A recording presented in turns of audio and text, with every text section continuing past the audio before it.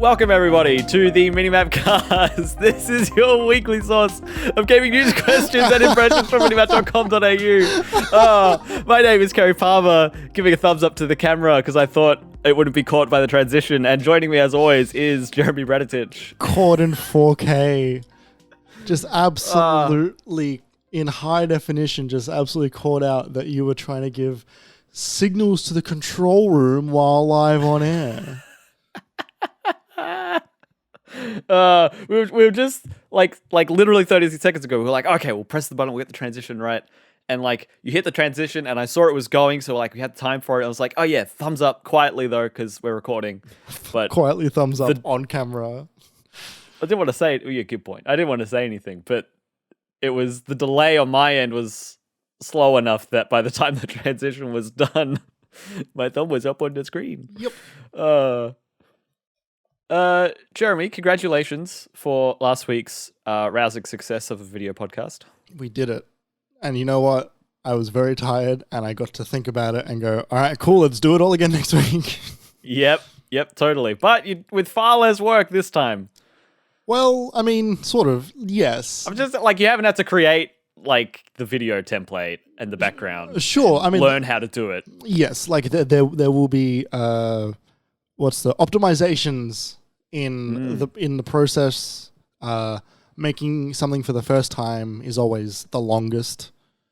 So yeah, we can just do it faster and better this week, and better and better and better until we get sick of only doing video and audio podcasts and we start doing VR podcasts. Oh, video, audio, and mixed reality in scam social spaces known as metaverses. Would we have full 3D models of ourselves like sitting at a table talking to each other? Yes. We should do a video podcast in a rec room once. Oh, okay. Interesting. In Rec Room. Yeah. That would be interesting. We'd have to have a third person to be our camera. Maybe. Or would you just do point of view the whole time? We would just look at each other. I don't know. And you'd want to do that in VR, right? Yeah. Okay, what if we did it in VR? So we've got my point of view, your point of view, but we also have cameras on us to point out how stupid we look in real life. So we've got 4 camera feeds, and then maybe a 5th one of like the general scene in Rec Room. What would be really funny as well is that we I wouldn't be able to see my audio levels while I'm doing it. I'm not going to be able to see the timer. I'm not going to be able to see my notes. Like I would have maybe a physical note and maybe like an in-game clock, I guess, to see how long I've been going for. But I wouldn't be able to really control many things. There are many reasons why they don't do this. Yeah, yes, definitely. I think we should do it more of a fan of our prospective flight simulator plans than these lofty. Well, when I eventually get around to doing my metaverse deep dive thing that I want to do, we'll do that episode in VR, I reckon. Oh yeah, when you're mid research, when you're undercover. No. When I'm done, we'll do it in what I think the best one is. It's probably gonna be Rec Room. But like, yeah, we'll think of something. We'll work that out at some point. Don't expect that soon, anybody. Actually, that sounded exciting. Actually, don't expect it at all. This might not happen. Jeremy, something fun happened this weekend. We got together in person with June recorded 4 episodes of The Pecking Order. That is 4 of our Kissability Pop Culture Ranking podcast. It's true. It's been a minute since we recorded one of those, and it's been even longer since we released one. We've got one sitting there waiting to go, but we haven't put it out yet. Yeah. It was so fun. It was so fun. It was so good. I really love that show. And anyone who hasn't listened to it or hasn't listened to it in a while, do yourself a favor. Go listen to the Hulk episode 0. It's so funny. Yep. And then there's 3 more like it, and there's going to be 5 more coming. We've got more unreleased episodes than we have released episodes right now, I think. So look forward to those. We are going to make those happen and get those out there. Ain't that just us? Yeah, it's pretty us. So yeah, but that's not this show. This show is the MiniMapCast, where we're going to talk about games, what we've been playing this week. The topic of the show this week is our sort of predictions for what's going to happen quote unquote, this E3, but really it's like mid-year this year if everyone announces things at this time, but not everyone will, but they might. Yeah, we'll see. We'll get to it. Otherwise known as E3. Yes. So look forward to that in the second half of the show. If you want to see this episode, you can find it on minimap.com.au. There you can find the audio and video versions of this podcast. If you're looking for the audio version of this podcast, you can find us on all podcast services on any platform of your choice. If we're not on some platform for whatever reason that you've looked for us on, let us know and we'll fix it because we want to be everywhere. We also wanted to say if you wanted to support us, you can go to patreon.com/minimapau.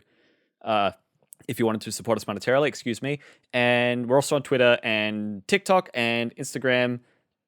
I think that's about it. That's most of them. And Twitch, which is the other one on our YouTube, but I wouldn't worry about that. Yeah. We also wanted to say thank you to Shook for letting us use the Moog Model D Improv song as the music for the MiniMapCast. You can listen to more of Shook's music at shook.bandcamp.com. And rate us on podcasts if you want to give us 5 stars, give us likes, give us thumbs ups. It makes... Yes, that's a good point. We haven't done that in a while. Big old difference. Makes a big difference to us.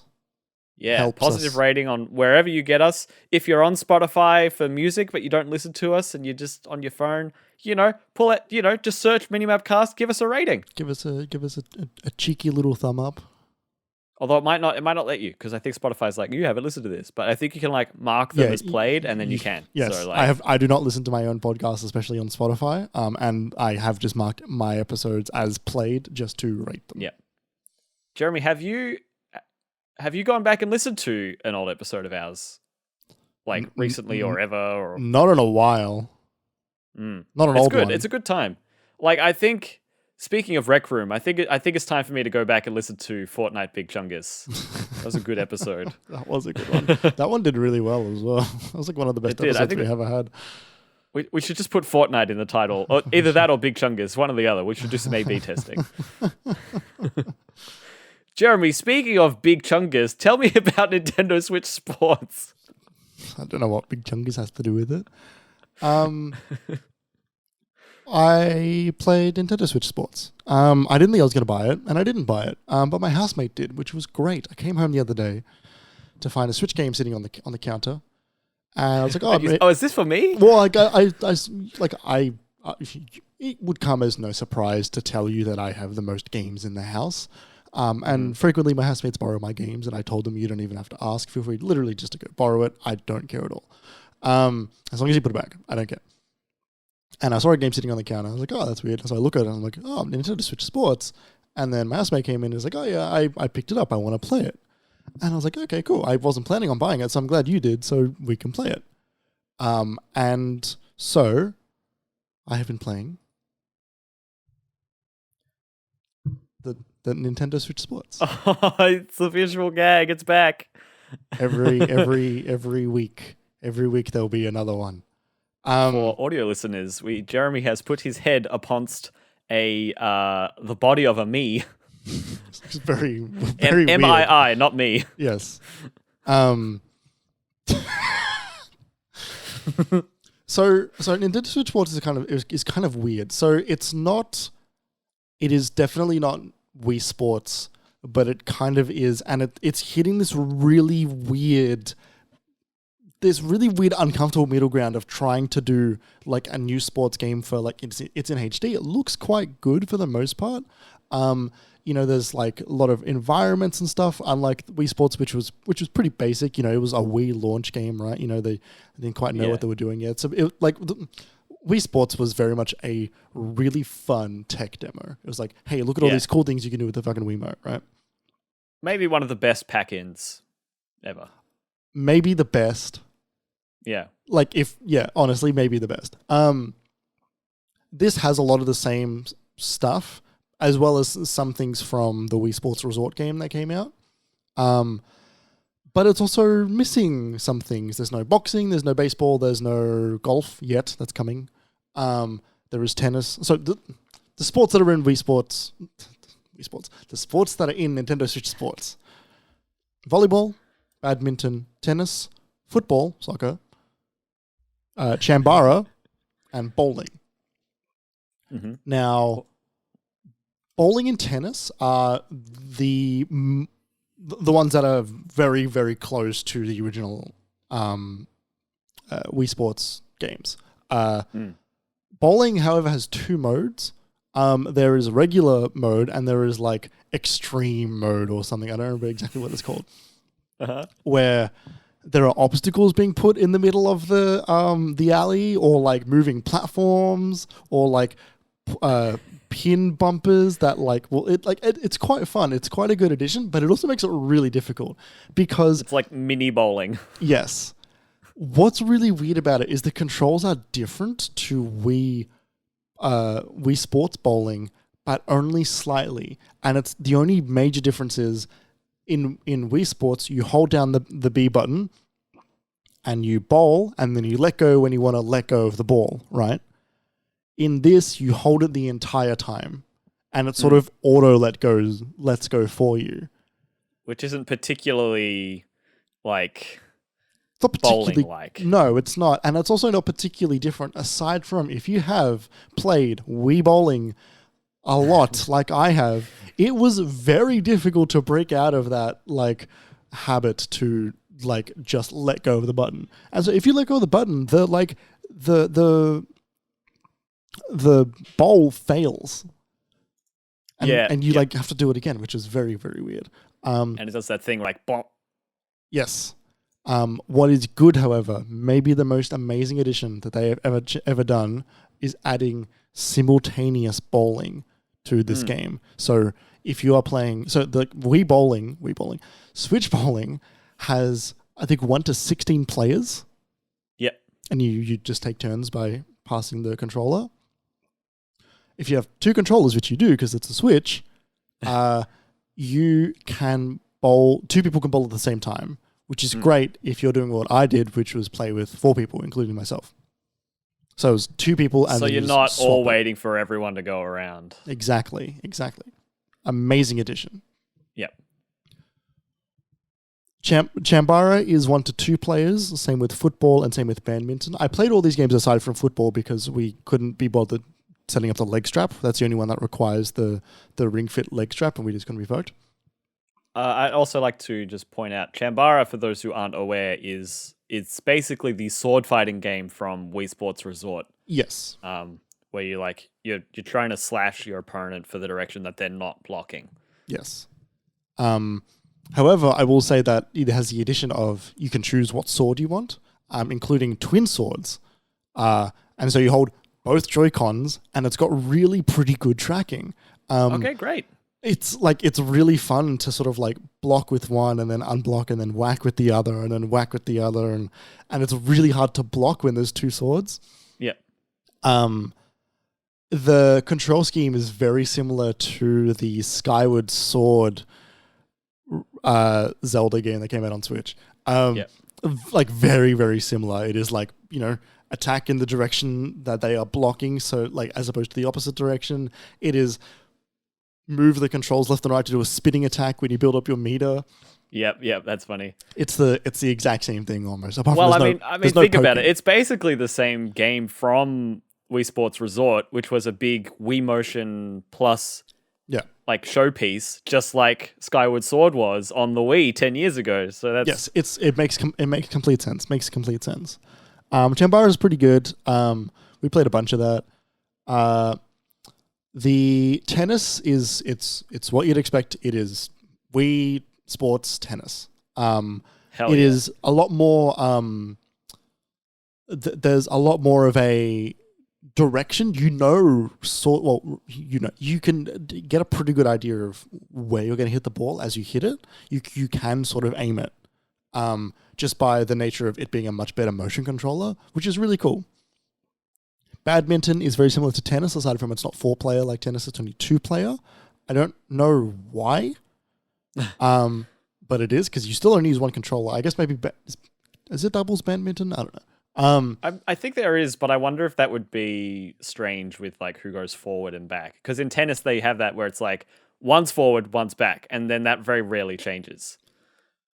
But I think badminton's a bit more dynamic. We'll get there, but volleyball does the same thing where like people will go back and forth, I believe. I was watching footage. Isn't that where it's like set? Like your role is determined by who's hitting the ball when, and they're like, "Oh, get ready, you're going to bump it now. Get ready, you're going to strike it now." Yeah, but I feel like the games can be intelligent enough that a player can automatically move front and back and swap. I don't know. It just felt weird that like they limited that game to 2 players because they couldn't move players. I don't know. It was very similar to tennis. Aside from it was maybe just like a little bit more boring, I guess. There's like you can't do rallies as much in that one because of the ball builds up so much speed, and it's more about timing in that one than it is about placement. Which means that sometimes you can like really whack it down, and then like you got to really like time that right. And then finally volleyball, 1 to 4 players. That one is different. That one is like, so it is volleyball where like someone is like spiking it up, someone's setting it, and then the other one is slamming it down. The motion controls on that one are a lot more like this. Like so moving your hands directly up is a set. Whacking, like just sort of throwing it up is spike, I think, or maybe it's forward. I don't quite remember. It's bump, set, spike. Right. Okay. So bumping is swinging it. So you swing the Joy-Con up. Setting it is pushing it up, which I know sounds similar, but they are a little bit different. And then spiking is swinging it up and then swinging it down. So swinging it up is when you jump up in the air and you stay in the air for quite a long time, and then you slam it down. You can also, whoever's at the front can also do the spike move whenever they want, in terms of they can also jump up and block the ball at the same time. So you can block a spike that way. That one's really fun. It's a bit more complicated. So the games are good. It's missing golf. Golf isn't super exciting. It'll come later. Whatever. Yep. The customization options are pretty limited. Like you can't, if you want to use a Mii head, you can't then add accessories. Oh. You also can't. You also don't start off with any accessories, including pairs of glasses, which I thought was weird. I couldn't even add a pair of glasses to my weird fake Xbox Live avatar thing that they've got going on that isn't Nintendo Mii's. And like what is good is there are like funny nicknames. So you can like, there's like a list of very long, like there's like you get 2 nicknames. So like I was grandpa, party grandpa. Party grandpa. Yeah, like one of my friends was like cat dog. I played with my housemates and one of my friends. So my barometer for these games is, can I have fun with this game while I am drinking too much wine? Yes, sort of. It's not nearly as immediately jump in as Wii Sports, which is a shame. Okay. And that's hard to follow because that is maybe one of the most like easily able to jump in games that have ever existed. You know, that game was played by literally everybody, you know, grandparents play that game. Hundreds of millions of people. Yes, we've spoken about this at length in the past. That game was available to play by for people in retirement homes, right? You know, it was great for everybody.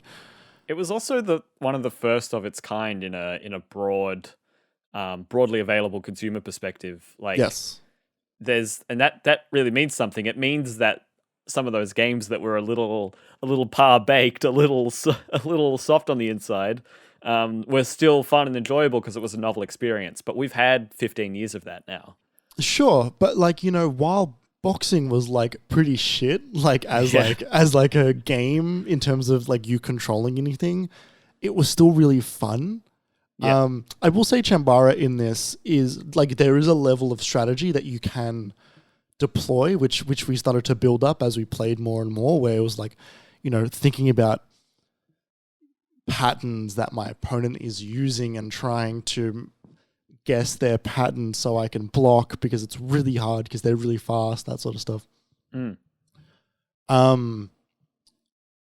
Similar to tennis as well, trying to hit it and then overriding your brain to not hit the ones that are about to go out, which we did a bunch, especially because we were drinking a lot.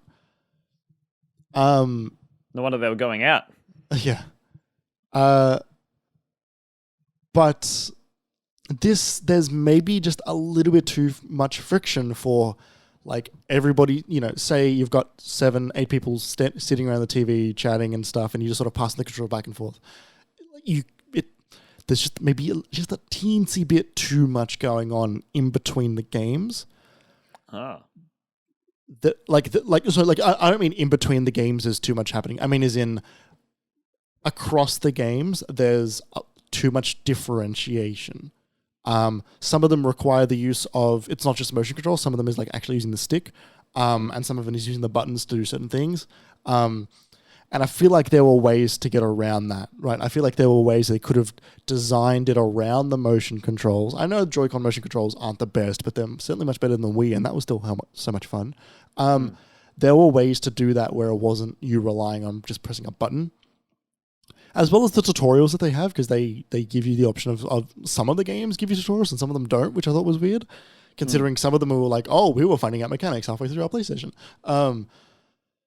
They are not very good tutorials. They give each player who has never played the game one of the tutorials. So if you start a match with four brand new players, you'll get the same tutorial 4 times. You can skip it, but it is still really weird.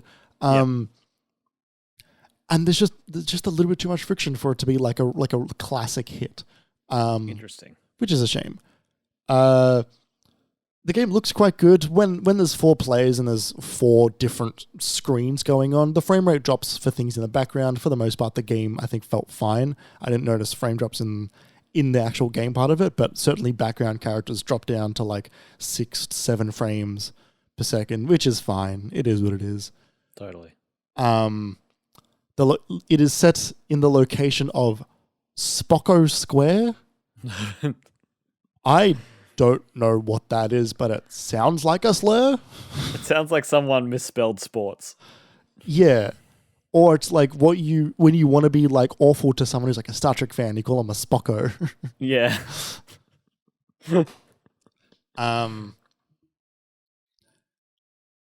Yeah, it's good. I don't think it's worth like $60. Okay, interesting. That was going to be my question. Yeah, I think it's probably a good $45. If you can get it that cheap, then great.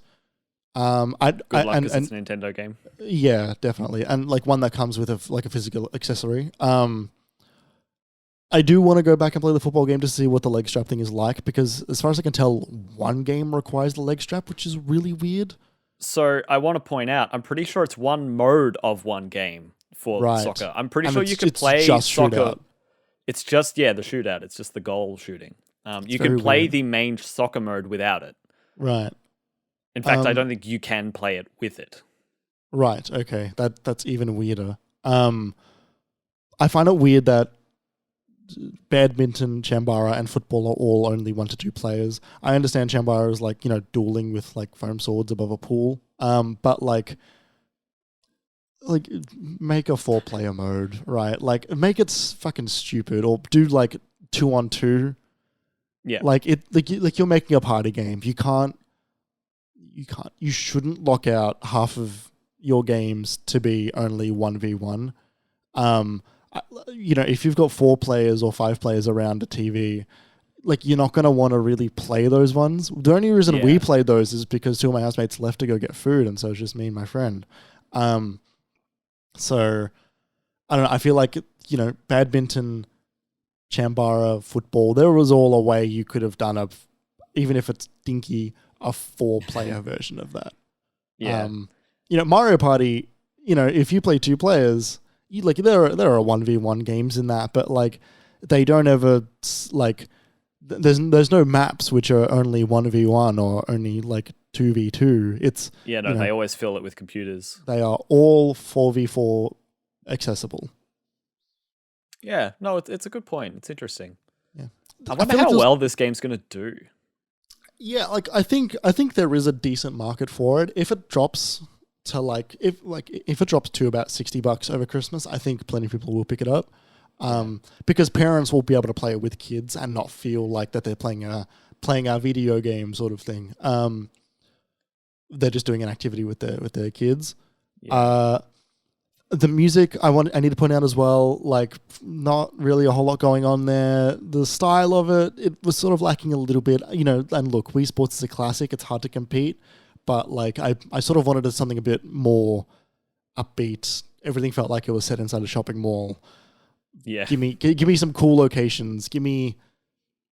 Don't give me the university campus feeling that you have. Give me something a little bit more exciting. Throw some fucking Nintendo little pizzazz in there.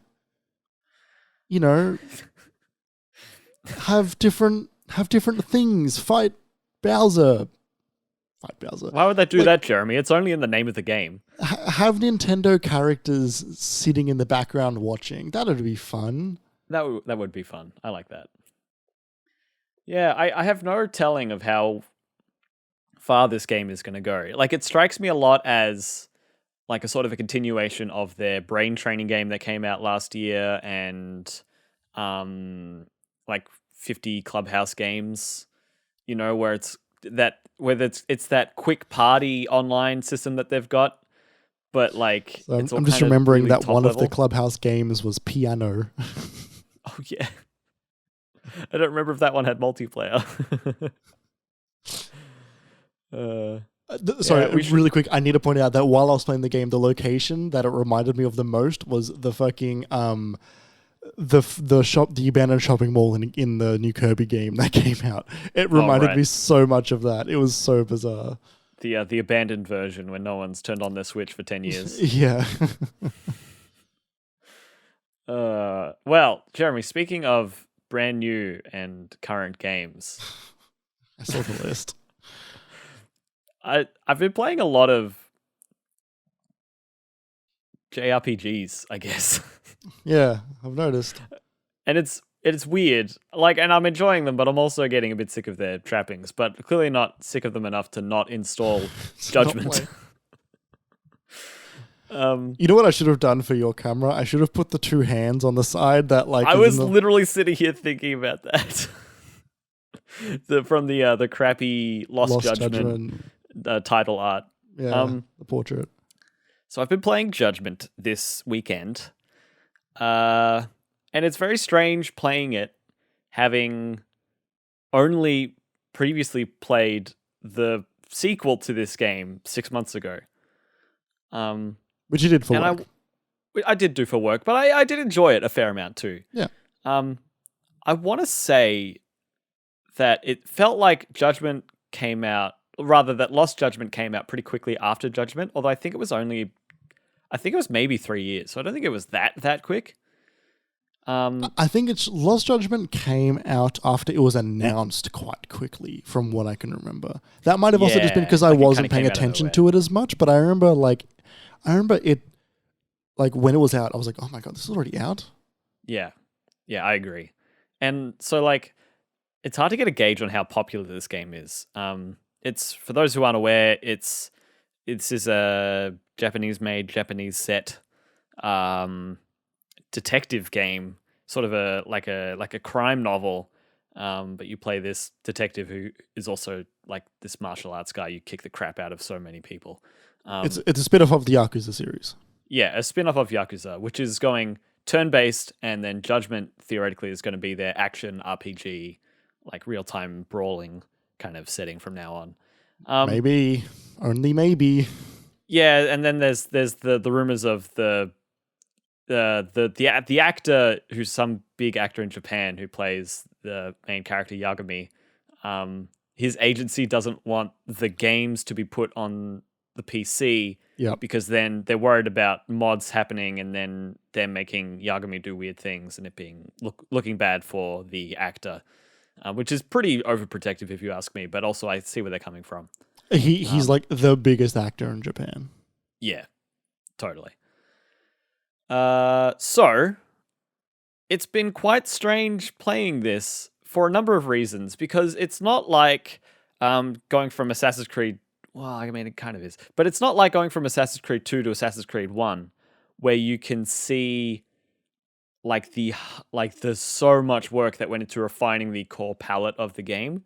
Not to say there hasn't been work put into 2 compared to 1, but going back to 1, there are many slightly rougher edges in 1 in comparison to 2. Okay. And what I mean by that is, like, in 2, you've got a skateboard to get around faster on streets, which is great. And when you do that, there are little medallions you can pick up just as you go along, and they're fun to. It's like, oh, I'll get this on the way, and I'm there already. In this one, you're just running everywhere. Like, you're just on foot in this one city. You go to one office, and they're like, yeah, you should head over to that bar and ask the manager there about the night of the incident. And you're like, okay, on the other side of town, hold X and just sprint. And then you finish up there and it's like back to the law office and you sprint. Like, it gets old really quickly. Also, like, part of they incentivize you to eat every food from every restaurant. Like, it's part of like the check boxes. It's like, oh, how many quests have you done? How many shops have you eaten from on like the save file menu? It's like, wait, why are you incentivizing me to do this? That's and cool. you get like 10 experience points for every new meal you eat. Is that a lot? There's so many. There's like 50 shops, and they all have. Yeah, but like is 10 XP a lot or not really? No, it's not. Right. But also, you can't eat when you're full, so you have to like take damage. That's funny. Yeah. It's just a lot of small, rougher edges. I find the performances are a bit more wooden for some of the supporting characters. In a way where it's like, I don't like you as much in this one. And I liked their portrayal and their characterization in the second one a lot more. It's strange. You've gone from Empire Strikes Back to A New Hope. I have.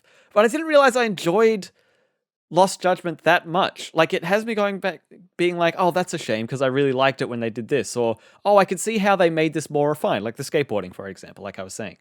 There's so much filler. Like, apparently you could just date random people in this game. And, like, there are a number of, like, arcades where you can just go and play Sega arcade games. Like, I played Virtua Fighter for 10 minutes. And then, like... That's Yakuza. Right, okay. That makes sense. You can do that in nearly all of them. You can do, like, DDR and all that stuff. It just feels like so much fluff. Like, so much. And when you compare that to Persona, which has, like, oh, you could do darts and go spend time with your friends, all of that gives you a reward to something. You can't compare these games to Persona. I can, and I will, because, one, they're both published by Sega, and two, when I played darts in Judgment, they use the same sound effects as the system that they do for darts in Persona, which has me wondering whether Sega owns some darts board, some electronic darts thing in real life, and they've put that into their arcade games in their games, in both games. That I could totally see that happening. Yeah, because like one of the only licensed thing is like, oh, go to the Club Sega building, and it's like, oh wow, that's really branded. I wonder why. Oh, it's because this game's made by Sega. Yeah, they've had that in tons of the Yakuza games. Like there's karaoke and there's a million things you can do in the Yakuza games. Yeah, it feels so weird. It feels like too much filler, and like the classic RPG stuff of like, there's a side quest. Oh, there's a panty thief around town. Try and catch them. And I'm sitting there. I'm like, A, this sucks. This is a bad story. B, this story is in Lost Judgment. You did this twice. Like, what were you guys doing? I can't guarantee, but I can almost guarantee that story is also in one of the Yakuza games. Yeah, right. So yeah, it's full of its tropes. I am enjoying the performances though. And the setting, The combat it's not as complex as it is in the second one, but it's there enough that it's enjoyable. The plot I'm finding far less compelling. Like, I'm kind of only going through it because of how much I enjoyed the second game's plot rather. And this game I'm like, yeah, this is really wooden, it's really stiff, there's not much going on. The twist is like the twists that I've seen are really one-dimensional, whereas the plot in Lost Judgment was so interwoven. There's so many threads that linked back to themselves, and I found it really engaging in comparison to this. But I am going to keep playing this. It is fun. I also noticed, I think, 2 or 3 different voice actors from Persona playing characters in this game. Maybe, which is, I think that would track. Yeah, pretty common. The English voice actors for the Japanese games. But yeah, it's just been bizarre, and it has me appreciating Lost Judgment a lot more. Not that I didn't appreciate it then, but like I was kind of in this weird spot with it. It was like, oh, I haven't played a game like this before. That was interesting. I don't know how I felt about this. But when I was thinking about it in my head, I was like, if we've got like a grade scale, right? We've got a like a 0 to 10. And there's a line somewhere where it's like on one side is like decently good, and on the other side is like also decently good but slightly worse. Right. And I think Lost Judgment is on the more positive side of that, and Judgment is on the less positive side of that so far. Right. And that line is there because they're close. But on one side you've got, oh man, if this was my first time playing this series, I think I would have dropped it and never looked back. And on the other side, you've got, I enjoyed that well enough and found it compelling enough that I want to see what the next one's like. Like, they're so close in quality and substance, but just better in enough ways. It's like a 0.5 difference to where I'm like really interested and not at all interested. And so I'm glad I played the better one first. Would you like to know the Metacritic of each of them? Sure. So the Can you start Metacritic with for Judgment? Yeah, so the Metacritic for Judgment, 82 on PS5. Okay. On Xbox, it's 85. Okay. For Lost Judgment, it's 82 on PS5. Oh my god. And 80 on Xbox.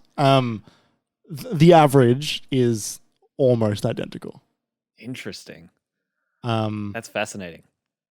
And just for my sanity, I'm going to look at Yakuza Kiwami and Kiwami 2. Yeah. Which are the remakes of 1 and 2. Why Kiwami and Kiwami 2 and not Yakuza 7? Because Kiwami and Kiwami 2 are quite similar, just like Judgment and Lost Judgment. Right. Okay. Yeah. 82 for Kiwami 2. 81 for Kiwami 1. Wow, that's outrageously consistent. These games are, from what I can tell, incredibly consistent. Wow. In their quality levels, and their gameplay.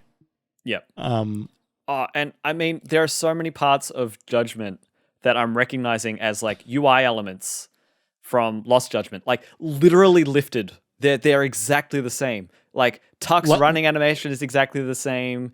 Like the health bar is the same. The way some stuff animates, even if the menu's slightly different, the same. Like the same overworld map. Like every time they introduce a boss and like their name comes up and like there's like a freeze frame in the thing, like it's identical. Yeah, like, it's Yakuza. It's all of that is Yakuza. Okay, right. Yes, like it has been the same for since they swapped. Since they went from, I think, like 5 to 6, maybe 4, or maybe to 0. 0 was the first one in, I think, the new engine. I think I could be wrong. Maybe Yakuza 5. I don't remember. We're talking about the modern era of Yakuza games. They all started to become the same game, but they all started to become the same really good game from what I can tell. I haven't played all of them. But like just from what I've heard, they're all like they are the continuation, all of the same story, and they are all the same level of 8 out of 10 quality.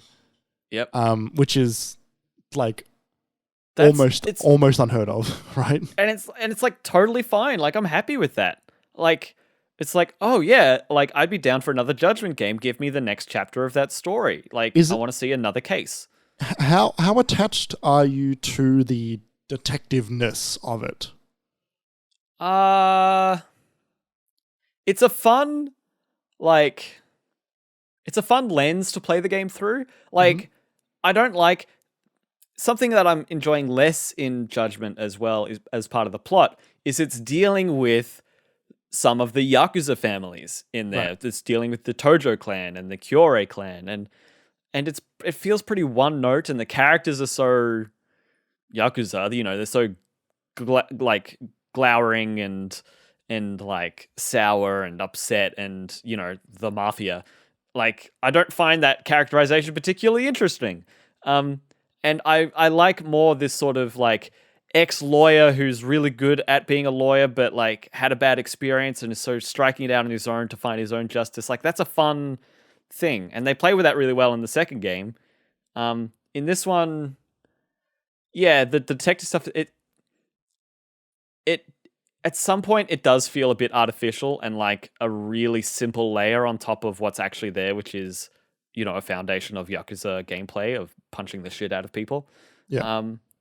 But it's a fun enough lens, it's a fun enough like concept that I'm bored in. Like it sells the world and the story and the type of story they're telling well enough that I think I would miss it if it was something different. Right. Okay. Because I've played Yakuza 1 the most. Yeah. That is still like it's a game about the Yakuza. Yeah. But it is still somewhat of a detective story. At the beginning of the game, you get framed and you have to like clear your name. And it's like, it is about like, you know, working with different members of the families and stuff like that. But it is about like, it's not a gang focused thing, at least from what I was playing. Like it's about you and it's about you uncovering the truth sort of thing and then proving it to people. Yeah, totally. So I think that wouldn't actually feel out of place for you. Even though you are still a member of the Yakuza while you're doing it. I will say the characterization in that, from what I played, the dialogue, the performances, they were all like excellent. They were, okay. They were really good. Yeah, like they were really fucking fun. Okay. It was Kiwami, like right? watching. Yes, yeah, Kiwami. Does that have English actors of voice acting in that one, or is it all Japanese? I don't know. I'm assuming it does, but I played it in Japanese. I didn't look. Because Judgment was the first game, I think, that was made with an English audio track in mind. Right. Okay. So if I remember correctly. Right. Yeah. I mean, like maybe, I'm not sure. That would make more sense in terms of like, you know, like this is a remake of the original game. So like, you know, who knows? It's also funny as well because Yakuza 0 came out pretty soon after Yakuza Kiwami 1. And it's set in like the exact same version of the city, except it's 30 years earlier, set in 1988. Wow, is that far back? Yep. And what's really fun about it is that a big thing in all the Yakuza games is like you calling up people and talking to stuff like that. Like, there's no mobile phones in 1988. And so you have to keep running to payphones to continue storylines, which is really funny. Yeah. Apparently it's also a really great realization of like 80s Japan with like the tech boom that they had back then. Yeah, I mean it's so interesting playing a game in a real world setting. Like Persona is set in Japan, but it's quite gamified. It's not the setting of Japan is nice, but it's not necessarily about that. Whereas like in Judgment, like the city is so true to life, it feels like, at least. In sense of scale, like the types of buildings you go into, like you're just in Japan. It's not it's a very accurately realized thing. Yeah. If you're having fun playing in that space, maybe you give Kiwami a go, or Kiwami 2 even. Like, you can jump in, as far as I can tell, in that series anywhere. It's just the further back you start, the more, like, understanding you have about everything that's going on. But they do, Totally. they do make those games so you can jump into any one of them.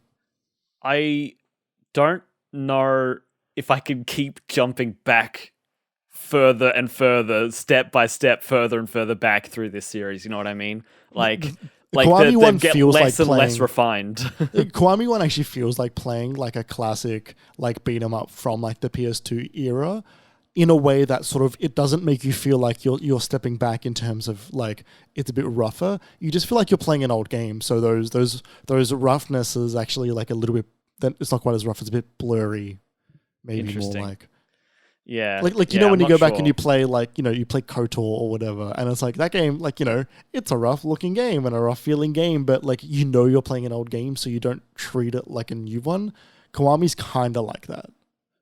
Yeah, I don't know if I can after this. Like, it's been jarring and like setting my brain like on fire with thoughts. Just like, how do I feel about this? I don't know. I don't understand. But also, like, at the end of the day, like, Ryuga Gotoku, the studio, they're not known for their how would I say this? They're not known for their progressive and well, let's just say, yeah, their progressive storylines and trope busting, like, like, I'm dancing around it. Like, a problem with Lost Judgment is that all of the characters that are women in that game are either victims or victimizers. Like, Yeah. like, and like, that's their newest one. Like, I that's not going to get better the further back it goes. In fact, that's one of the criticisms I've seen of it is like, oh yeah, the studio does this shit all the time and it fucking sucks. And it does. that's not going to sit well with me. So yeah, it's like I'm like morbidly curious, but kind of like probably not enough to pull the trigger. I think I'd be more keen to play a new Judgment after this. You could give like a Dragon a go. It's not like Judgment, but you can give it a go. Yeah, Apparently but then it's still excellent. Then I'm playing Persona 5, Final Fantasy 12, and then Yakuza 7, which, unlike Judgment being 2. like an action RPG, is actually just another JRPG. It's with a party and like type advantages and items and I don't know if I could do that. You could just not play Final Fantasy 12. I don't know what you mean. Well, that's true. I was picking Judgment over 12 because I was like, meh.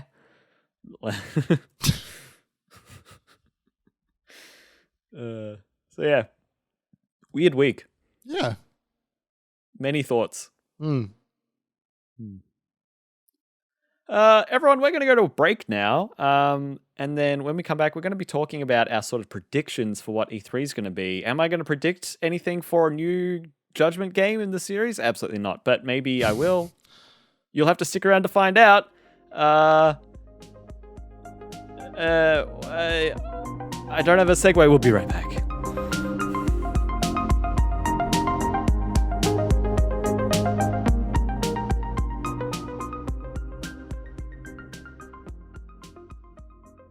Welcome back to the MiniMapCast. We have just been listening to the Persona 5 soundtrack during the break. Barely, but it was something I want to mention out loud because it's been in my head all day, and I just need to share with more people how good this soundtrack is.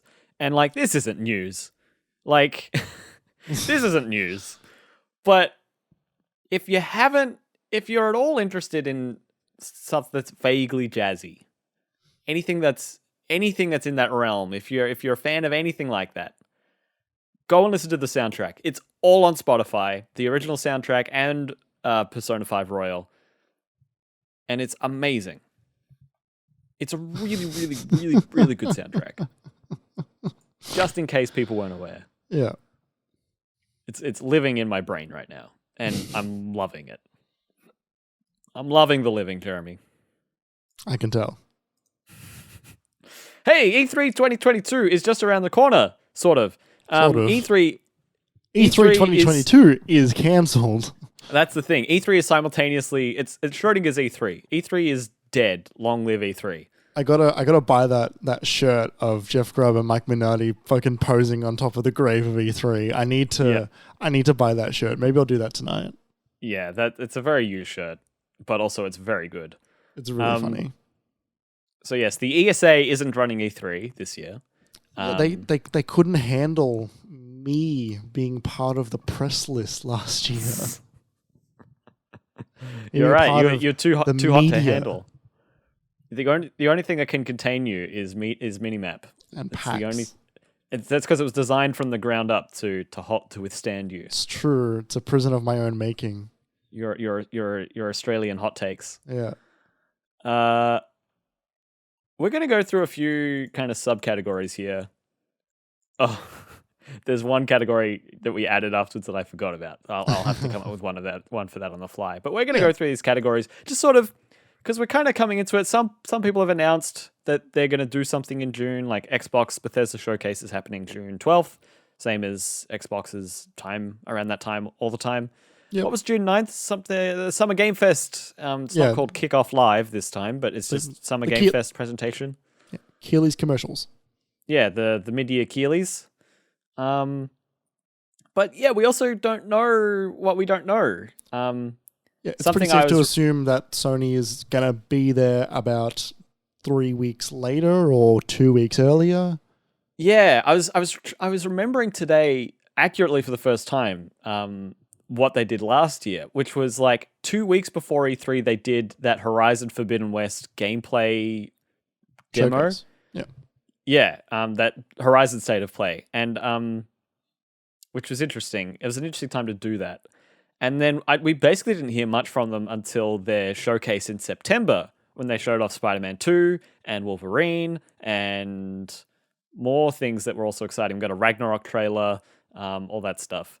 Yeah, that was such a fun showcase. But yeah, it took me ages to remember that was like months later. So it's hard to say what we'll get. Maybe we'll get like a God of War, coming in November State of Play. Yeah, and then we'll get a proper showcase later on, or maybe it'll be maybe it'll be competing with them. I don't know. So Sony's on my list of things, but I'll bring that up when we get there. We should go into the questions. Let's get into the list. Now we've done some preamble. So the first topic on our list is, what are we most excited to see?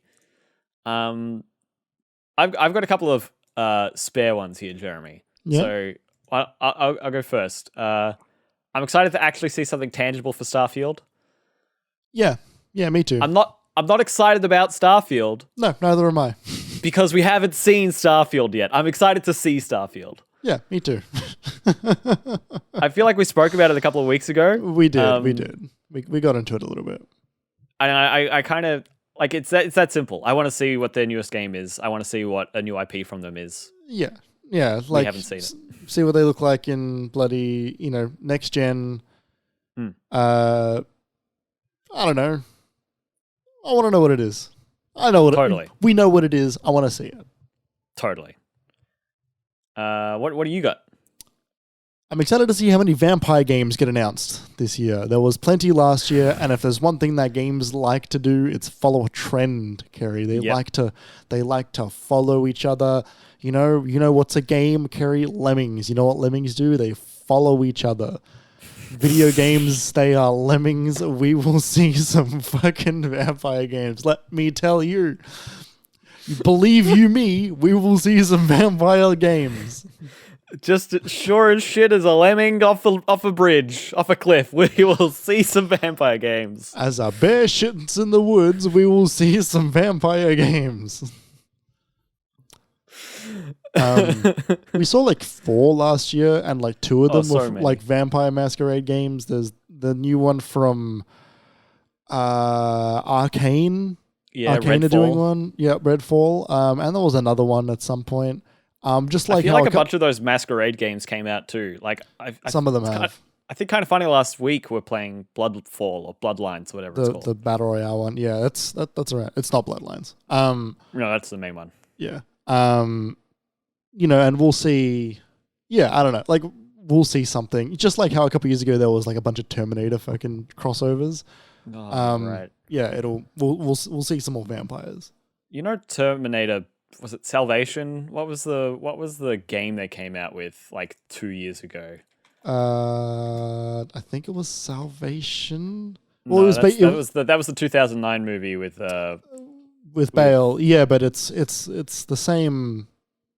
It was called Terminator Resistance. Right. It's set in the Salvation era. Right. So it came out in 2019, November 2019. You know, I've got a PS5 update version and like a brand new retail box. And Yep. can you believe they did that? I don't know anyone that bought that game. Neither do I. It was apparently bad. Yep.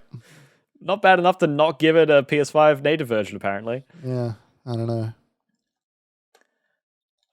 Something I'm excited to see, and I feel like this is pretty. This is like a 90% sure this is going to happen. I really want to see some Breath of the Wild gameplay footage. I want to see if they do like a treehouse thing. I want to see it. I don't know. It's tricky because it's not coming out this year anymore. We got that delay. I think we're not going to see it until the end of the year. Because they like the last time they showed Breath of the Wild. Granted, it was also in time with the Switch, but like we didn't have many months after seeing it properly re-revealed before it came out. Look, I can actually see them do either on it. Like they're not afraid to show stuff fairly early now. I think at this point, you know, we saw Pokemon gameplay like 4 months ago. I could see it because it's a tangible game.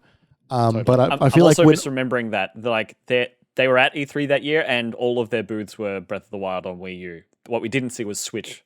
We didn't know Switch was coming.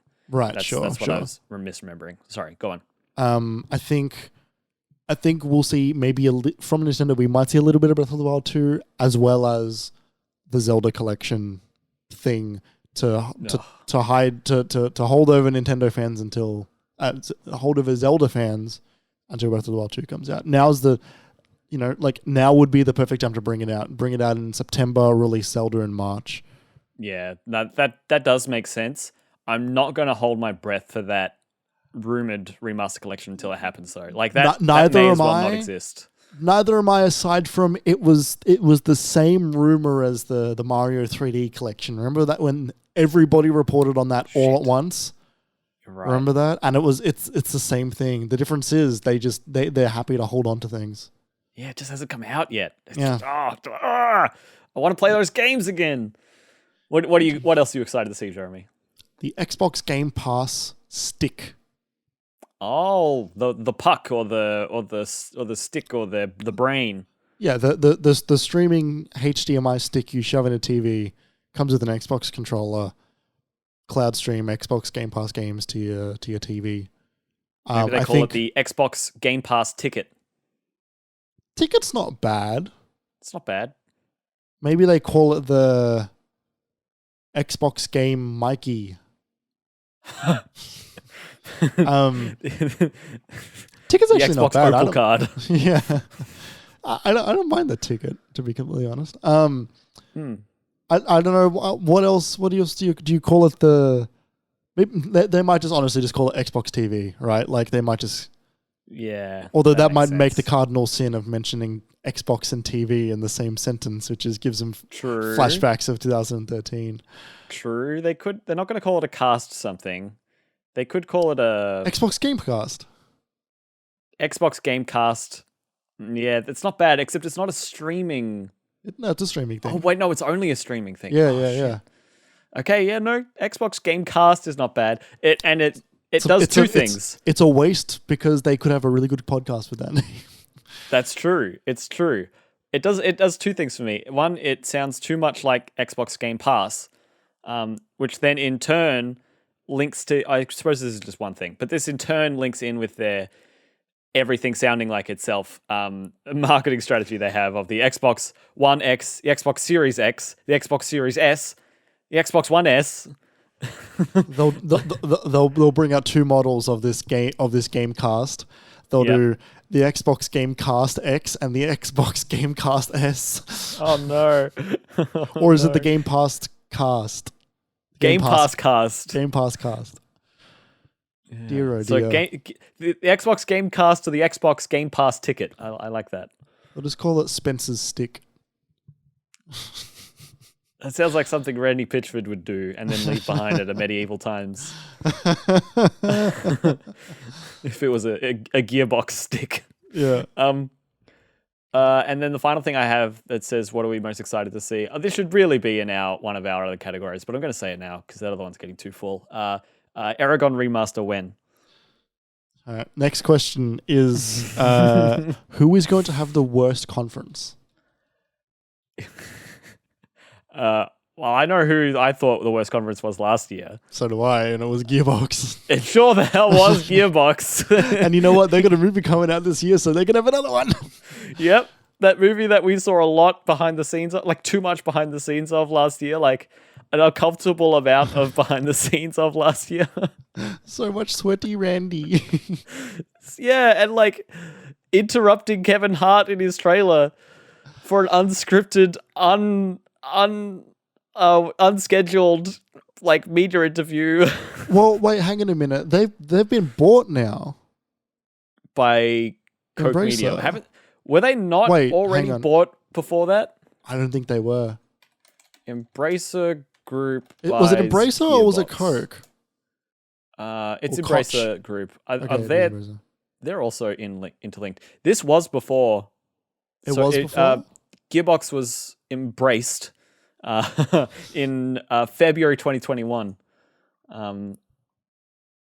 I don't know if this is going to take It might have been that was when the agreement was signed, but they hadn't finalized things yet. Yeah, like these things tend to take a bunch of time. I'm they not do take seeing time. any clarifications like that in the article I'm looking at here, though. As far as I could tell, they had their own conference, which is good because Embracer Group and Coke Media, which I think are the same thing, or like one of them owns the other. I think they're separate. I think one of them owns the other. Maybe I'm wrong. But the Coke Media showcase, at least I heard, was worse. From kind of funny said it was worse than the Gearbox one. I think they said because it was longer and had nothing. It was worse. That was when I started watching, and then like I actually stopped watching that one. It was like everybody's cameras was fucked. No one had any idea what was going on. People weren't going for like 10 minutes. It was terrible. It was so bad. It was real bad. But yeah, Gearbox is my first call for what I think the worst conference is. Embracer Group does own Coke Media. You were correct, Kerry. Cool. I thought so. I also have Gearbox on my list. Yep. But I also have another games company on my list, which is... Is it Square Enix? It is Square Enix for two reasons. Uh-huh.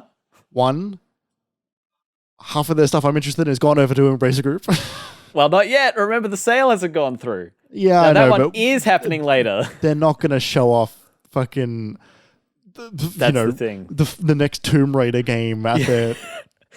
We look forward to this game that we are not going to receive any benefits from anymore. Exactly right. The other thing is, which leads me to my next question. My next question being, will we see any crypto shit NFT fuck at E3 this year? NFTF. I think we will, and I think it will be from Square Enix. Yeah, I think honestly you're right. I don't see it coming from many other people. We're not going to see it from Devolver. They're not going to stand for that. We might see something from Ubisoft. I also have that on my list as a possibility. Like the extension of their Quartz thing. Even although I don't know, they paired it with Breakpoint and then cancelled that integration. But that's they cancelled live ops for Breakpoint. Breakpoint's done now. Yeah, that's the thing. That was the problem. They paired their launch of Quartz with a failing game that didn't do that well. Yes. Failing technology and failing games go together. I feel like we will see. Okay, you should answer this question, and then I'll go into my stuff about Ubisoft. Unless this is your answer as well. No, it's basically my answer, and this is the one I didn't really.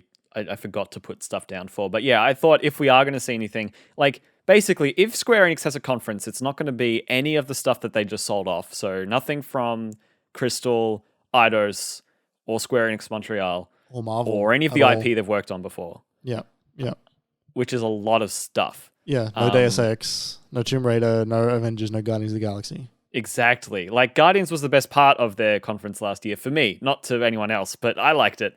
No, Kane And and so Lynch. then what are they going to do? Like, oh, we're going to pixel remaster these things, and we're going to make it even worse, and the hardcore fans are going to be even more upset about these ones. Like, Yeah, like they're moving into a purely Japanese development at this point. Yeah, which is like, look, it's fine. Like, I don't think they know how to like manage their Western studios they had anyway.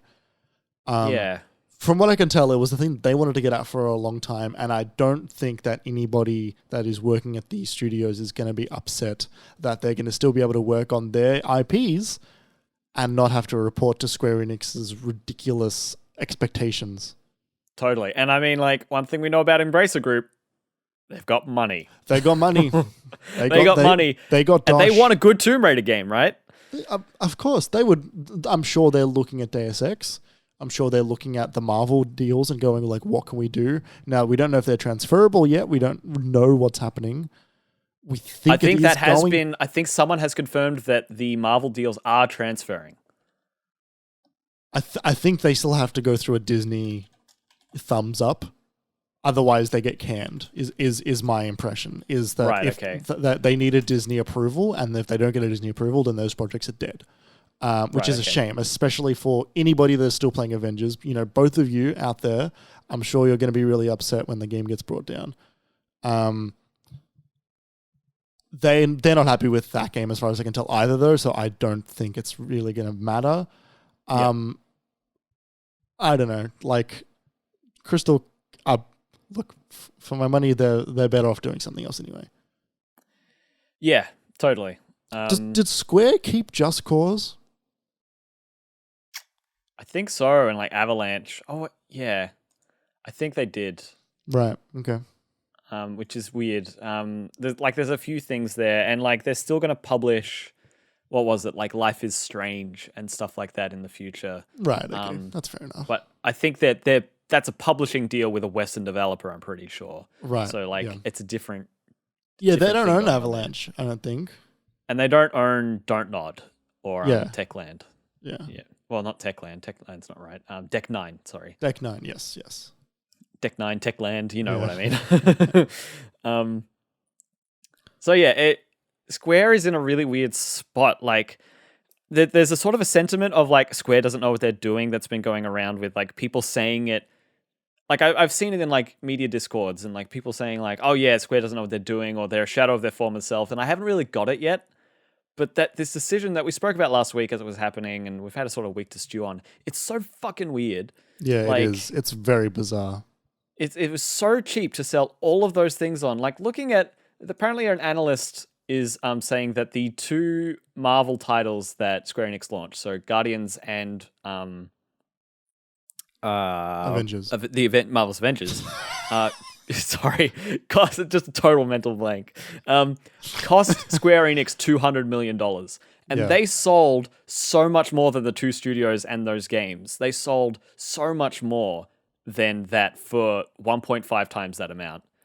And it's like you got to think about it like, you know, they were looking for a live service game. They were looking for a game that was going to go on for, let's say, 4 years.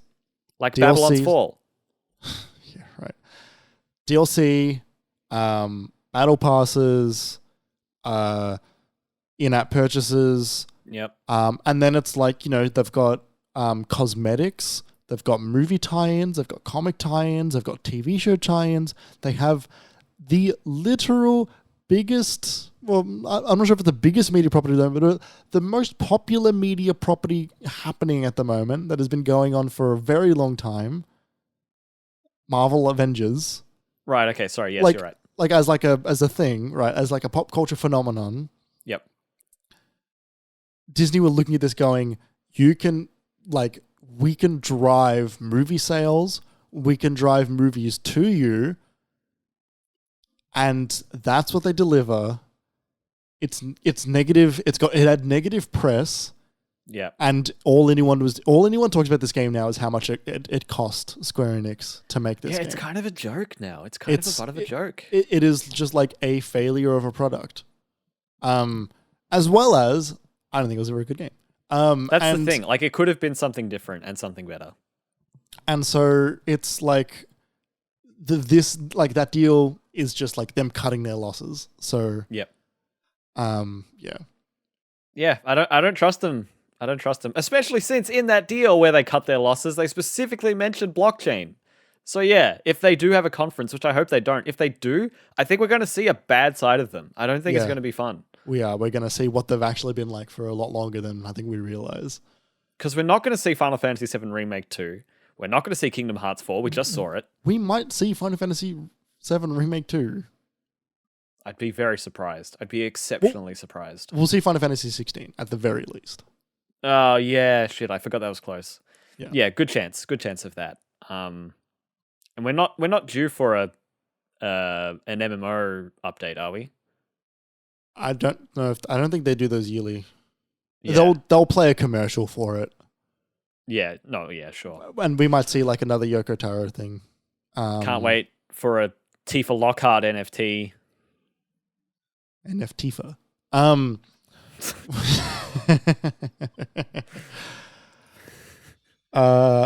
going to answer the next question first because it goes into my previous answer about the crypto shit. Surefire prediction to feel smug.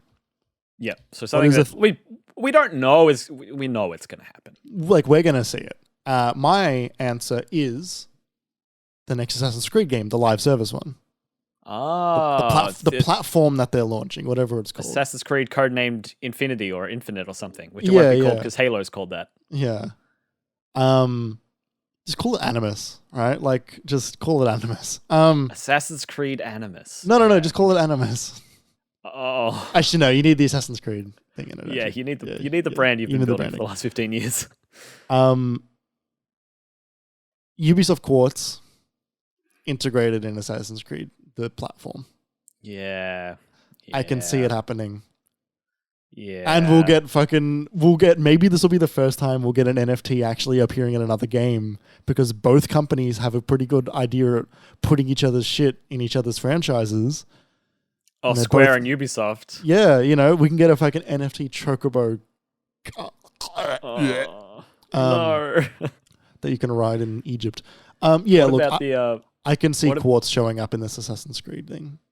Yeah, that's pretty intense. I can also see it because what was it? They announced like the Division Heartland, which was that free-to-play thing. If they talk more about that, I could see them talking about Quartz for their free-to-play Division game. Yeah. Look, I think we will see the Assassin's Creed platform though. Whether or not it's got Quartz in it, I'm not too sure. But I can see them finally showing off whatever that project is. Yep. It's been 2 years since Valhalla came out. Yeah, and like they announced it last year, right? The timing is right, I think. I don't know if it was officially announced. Yeah. It was? I think we got like a press up release. Logo. Yeah, okay. Okay. Yeah. I would it's Assassin's hard to Creed say. Infinity is what it's currently called. Yeah. It's hard to say whether companies will do that because these companies do want to go in for it, but it's also still toxic. It's absolutely like nuclear to go near publicly right now. Yes. It's sort of like in 2017, no one mentioned like microtransactions in a single player game outright for a long time. Or they specifically said it wasn't and then patched them in later. Yeah. So like, yeah, I really don't know how far developers will go in on that, or publishers specifically, I guess. Speaking of Ubisoft, surefire prediction to feel smug about number one for me, Rabbids sequel is coming out within 3 months of E3. That's what I feel. That's what my gut tells me. Okay. Yeah. Now, I wrote it down and I felt immediately unsure about that because they announced it last year at E3 and we heard nothing since. And they just said 2022. But I feel like...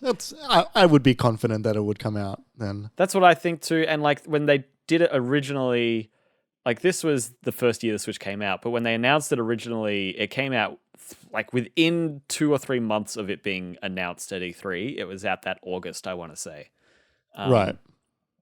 So, yeah, I feel like there's a bit of a precedent there for them to have, just been shedding on it quietly in the background and just have it ready and it come out. Yeah, I feel confident in that. I feel confident that so this is a broader E3 conversation. It's not going to happen the week of all these announcements. It'll happen on the outskirts, probably after, I'm going to assume. Whenever PlayStation do their showcase, their state of play, whatever it is. Yep. PSVR 2 release date will be announced. I don't know when I don't know if it's going to be this side of the new year or not. So regardless of what the date is, they will announce the date. I think so. And price? Maybe. Okay. Maybe. I'm not sure. They didn't do that for. I don't think they have to. I don't think they don't have to do the price. VR helmets are not a console. It's not everybody excited for the new thing all the time. It's like you'll buy it if you're interested in it, sort of thing. And it'll go cheaper when you are. They didn't do that for the PS5 for a while either. I think. I can't remember if they revealed the hardware and then showed the price off like that 3 months later, the day they opened pre-orders. I don't know. I know the PS4 remember. They announced the price on stage at E3, but the PS5 I do not remember. Yep. Okay. The PSVR 2 developers have tried it. It was at GDC. It was one of the big things at GDC. Wow. It's apparently pretty cool. It's apparently pretty exciting as a thing. We got the tech specs, and they've added haptics to the helmet itself, right, and the controllers.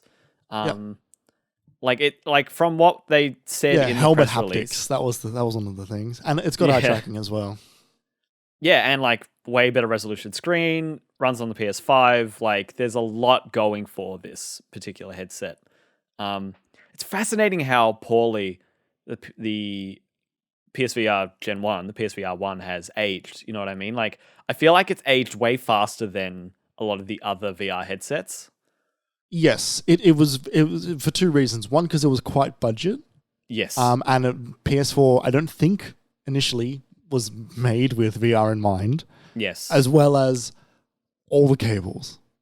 Yes. So many cables. Yeah. It was. This is obviously a great way to get into it, but yeah, I guess that's what you get when you buy a headset that's way cheaper than the competition. And you needed the camera, right? There were a lot of things happening at that point. It was outside in tracking.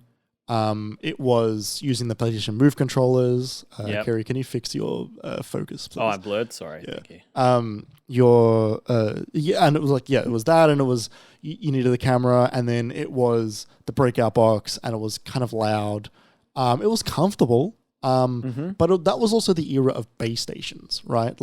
Base stations by and large have disappeared in the broader consumer area. They still exist for some headsets, but we're sort of moving past that. This is before Quest. And when they announced the PS5, they said, we've got VR in mind. And then when they announced the PSVR 2, they were like, it's a single cable. Shame it's not wireless, but single cable, it's the next best thing. Yeah, and there's a plug on the front of the system for it. Yeah. USB-C, high-powered plug. Sorry, you go. I'll follow up. Just from what I've heard, also the eye tracking makes a really big difference for foveated rendering, where you can sort of have a lower resolution on the outskirts of where you're looking and a high resolution on the inside of where you're looking. Apparently, that is making a very big difference in this headset. It's not the first headset to do it, but it is definitely a welcome addition.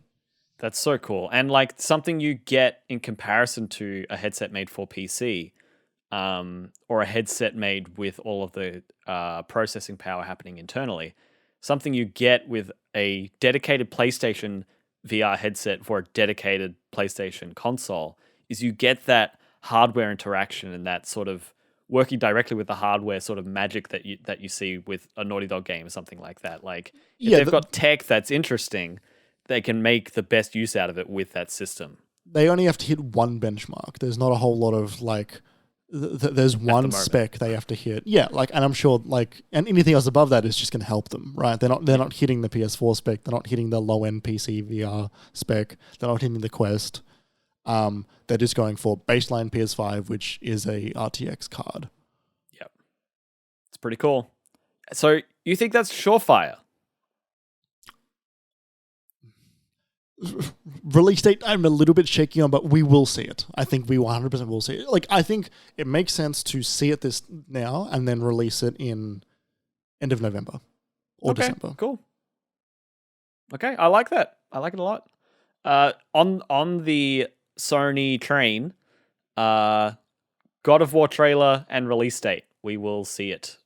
Similarly to what you were saying, whenever their thing is, whether it's, like we were saying before, a God of War State of Play dedicated to the game, or whether it's like a PlayStation showcase later on in the year or earlier in the year, something like that, we see it. Next time we see God of War, we're getting a trailer, we're getting a release date.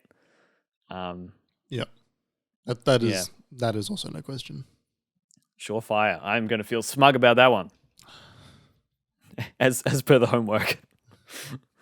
Do you have any other surefires? I do. I have a couple here. One of them's a joke, but I have a couple more as well. Hellblade release date. Next time we see it, and I think it'll be this E3. It's been long enough. Hellblade release date. It's been a long time. Long time since they were acquired by Xbox. Long time since I've seen that game. We saw that game when they announced the Series X. Yeah. We saw a trailer last year at the Game Awards. You remember when they took on that gigantic oil baby? Yeah. You know, as the Norse do. But yeah, excited to get to that one. Like, you know, we did one of our very first podcasts was a game club for Hellblade: Senua's Sacrifice. So Hellblade: Senua's Saga, with all their new ray tracing tech on the Series X and on PC, and being Team Ninja, right? Yeah. Or Ninja Theory. Ninja Theory. Team Ninja is Neo and I never remember which one's what. What did Team Ninja do recently of something big that wasn't Neo? Oh crap. I do not remember. Okay. But Ninja Gaiden. Stranger of Paradise. Stranger of Paradise, yes, really recently. Chaos. My way. So that's Team Ninja, and then Ninja Theory, who did like DMC and Enslaved, Odyssey to the West, I think. They're doing Hellblade. Right. It's been so long since then though. So yeah, I really want to see that. Really can't wait to be freaked out by that game. I also have Resident Evil 4 remake. We've been hearing so much about it, and it's been a while since Resident Evil 3 remake. I think we see it this year. I don't think we see it at E3. I'm not sure if Capcom... Think so? I don't think they like their pops, you know? Like, you remember when Resident Evil 2 remake got announced? It was just in the middle of a PlayStation conference, and it was like, whoa, here it's coming, and it's Leon in Raccoon City, and it's coming in January. Back when Capcom was releasing bangers in an empty January every other year, you know, Monster Hunter World and Resident Evil 7, Resident Evil 2. Yeah, maybe. I'm not sure. I feel like we do see it this year, but I feel like it might slip. I don't feel like they would want to release it in a different year to when they announce it. I think they are going to. I think if they announce it in June, it would be coming this year, and I don't think it is coming this year. I think they will announce it in a September and then release it in a June maybe next year. Yeah, wow. Maybe earlier than that. They do like the early of the year release frames sometimes, so maybe if they then. can pull it off, they do like it. Yeah, I don't think we see it at E3. I will say this is my least surefire, but it's the kind of thing similar to like the Zelda remasters you've been talking about, right? Like we've heard about it. It exists. It's coming. It exists. It definitely exists. The only question is when. When are we getting ReVerse? Oh, fuck, I don't know. Are we ever getting that? Because that was supposed to launch with the RE2... No. Was that RE8, right? RE8, sorry. Yeah, sorry. It was supposed to launch with RE8. And the multiplayer suite for 8, yeah. We've heard nothing about it. That's true. Maybe we get That's that. true. We haven't. You remember when Capcom had some presentation not long after 8 came out, and they're like, "Oh, we're going to see a trailer for DLC," and all it was like a black screen with like words on it. It was like, "We are now in active development on DLC for Resident Evil 8. Thank you for buying and enjoying the game so far. We hope we will tell you more in the future." Like, it was that was all. We're not going to see RE4 remake. We're going to see the RE8 DLC before we see RE4. Yeah, I suppose that was a year ago. I know they're different. I mean, maybe we get a logo of RE4, but like, that's if that. They don't seem to like to do that. They like to show gameplay. I reckon we'll see the RE8 DLC at E3. Okay. Yeah, it's a toss up. I'll admit it's my least surefire. Yeah. And what's your joke one, Kerry? EA isn't going to be there. Okay, that is completely short. EA. That is very surefire. They have said so themselves. Yeah. The only thing they've got coming this year basically is that Star Wars game, and we're going to see that at Celebration in a week anyway. Is that in a week? I think so. It's really soon. They've got all the panels announced, and it's happening before Kenobi. So, okay, sick. Yeah, that's fun. When's Kenobi actually? Because now Moon Knight's finished. I'm going to look that up while you tell us about your first Hail Mary. Your first shot in the dark. Speaking of Capcom, let me tell you about our little game. Did you hear that? That was his knuckles cracking. He cracked his knuckles. Sorry, go on. Speaking of Capcom, let me tell you about a little game that was announced in 2013. Little game called Deep Down, working title. Oh my fucking god. Now, I am a deep down truther. I am a deep down conspirator. Deep Down was the high fantasy live service dungeon game. Developed and published by Capcom, announced exclusively for PlayStation 4 in 2013. Yes, we saw 2 trailers for it. We saw the initial trailer, and then we saw a gameplay trailer, I think about a year later. And then every year, nothing. I've never seen this before. Can I just say, Wikipedia's part of its first blurb is a sentence that says this: "It is currently vaporware, although not officially cancelled." I've never seen that before. Yes. Oh, if I got some pages you can look at, which has got that on it as well. Let me tell you about a game called Wild. Let me tell you about a game called Beyond Good and Evil 2, baby. Oh, goodness me. Let me tell you about almost anything Michelle Ansel has ever worked on in the past fucking decade. Deep Down is a Hail Mary. I say this every year. I say it every year, and every year it doesn't exist, and yet I will keep saying it until I will it into existence. I want that weird chat app with Blanca. I want that weird dragon fucking thing. I want Blanca from Street Fighter? Yes. What the fuck? Yeah, I don't know what Deep Down is, but I want it. It's my Hail Mary. It's one of my Hail Marys. People also ask, was Deep Down cancelled? Will Deep Down ever release? No. That's all that people also ask about it. It's like people that still want Agent to come out. Agent? The Rockstar game. Is that a Rockstar game? Yeah. Yeah, it was a spy game that they were working on that did get officially cancelled, and they actually let the trademark lapse on that one. Yeah, right. And they teased in 2007, formally announced 2009, never came out. It was on their website, I think, for about 10 years. That's funny. Which, of course, is not a we're still working on it. It's a no one bothered to update the website. Yep, totally. I know what that's like. The person who's updating the website isn't in charge of whether this should or shouldn't be shown on the website. And he's not going to say, hey, should I do this work? My first Hail Mary. This would be amazing. I think I would be incredibly shocked if it happened. I would really like if it happened. I would love to see more Avowed. The high fantasy role-playing game from Obsidian, creators of Outer Worlds and Fallout New Vegas and other things. Pillars of Eternity, I think, was them. Yep. Or Path of Exile, one of them. PoE. From my understanding of just like hearing what Jeff Grubb says, we're not going to see it. I agree. I think it's very, very far away. But what if we saw it? That'd be cool. I'm excited. I want to know what that is. I do want to know what that is. Yeah, I want to see Obsidian off the chain. I want to see them fully funded and let loose. Yeah, me too. Me too. You got another one, Mary? I do. I have Fumeto Ueda's next project. Whoa. And now creator of Ico, Shadow of the Colossus, and The Last Guardian. And let me say, I don't think this is completely out of the question. No, it's been a while. 6 years since The Last Guardian. And like he said in an interview that he wanted to take a break after Last Guardian. God it did take him 10 years to make. It took him 10 years in leaving the project. That's right. They had to bring him back. I forgot that. Yeah, because he left the project, started his own studio, and the first gig they got was getting hired by Sony to finish it. Which is like just incredible. What the fuck's that about?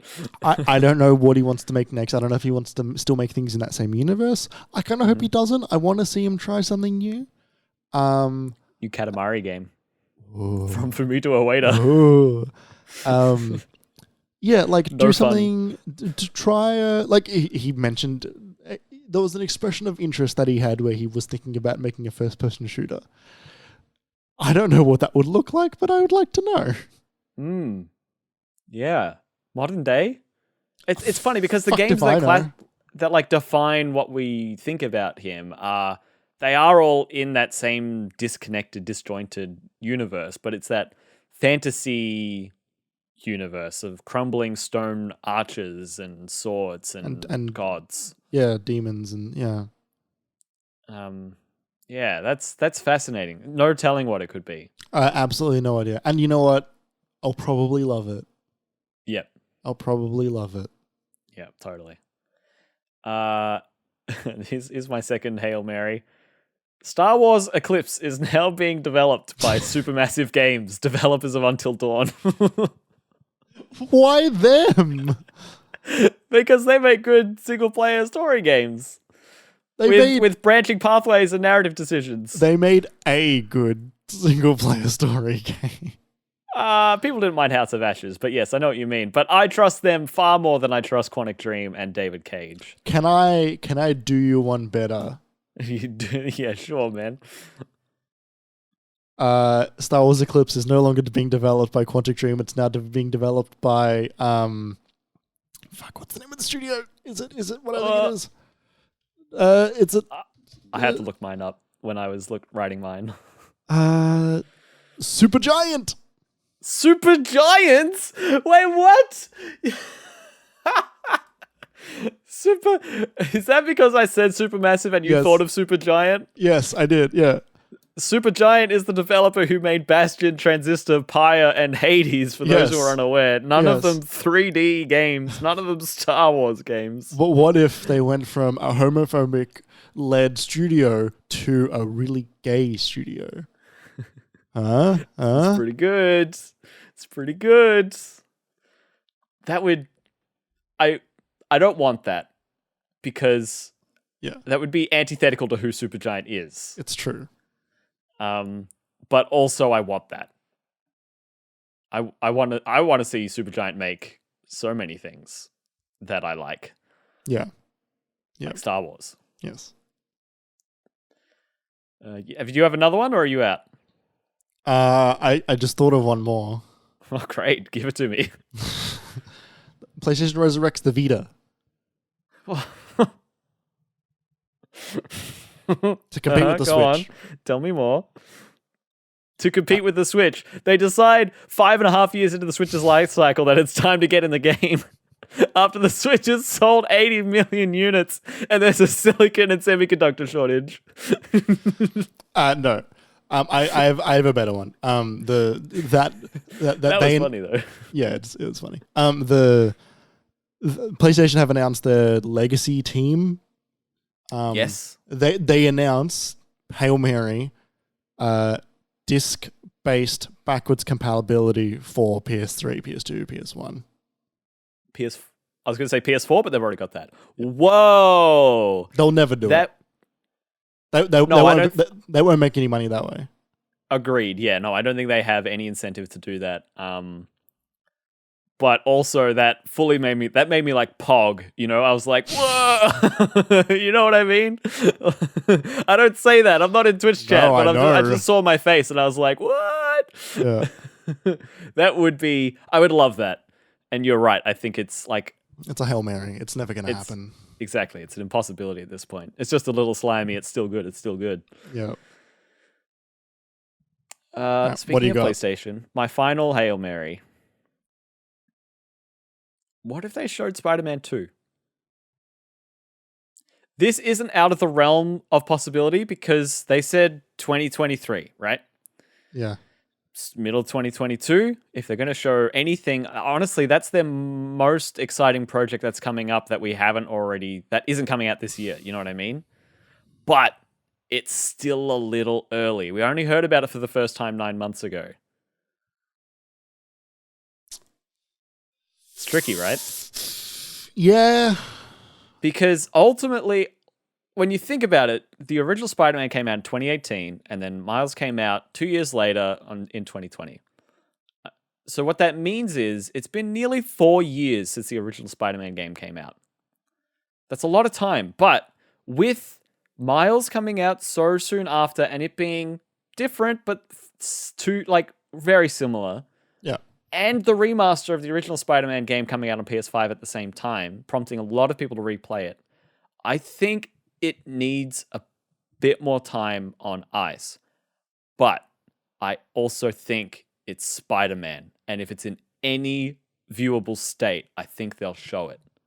Because it's not Miles Morales, where it was a lovely surprise for the launch of a console. Like, that was huge. It was like, oh my god, we're getting another Spider-Man game. That's fantastic. This isn't that.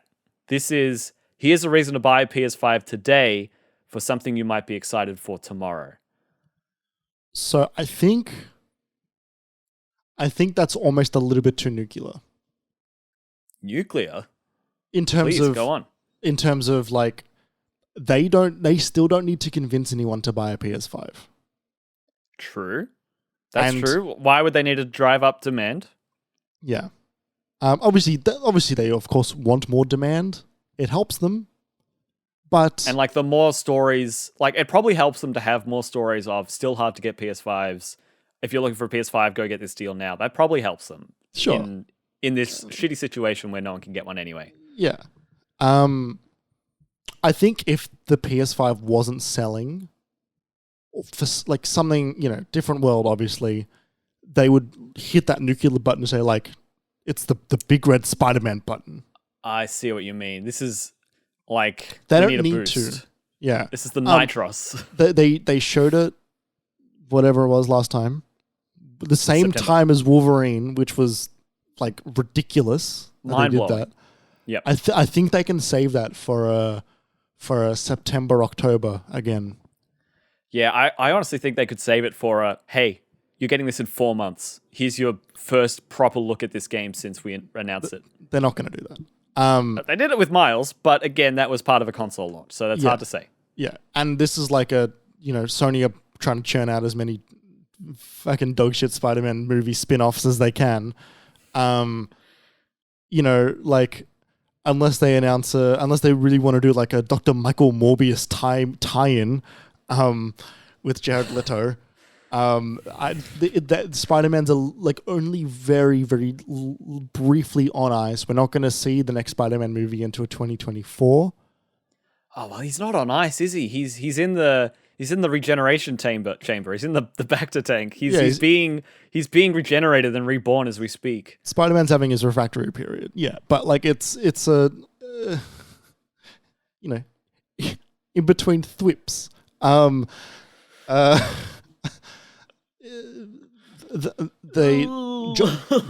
Watts did the first 3 movies, right? John Watts, and they're gonna do some more movies. John Watts is not gonna do the next one.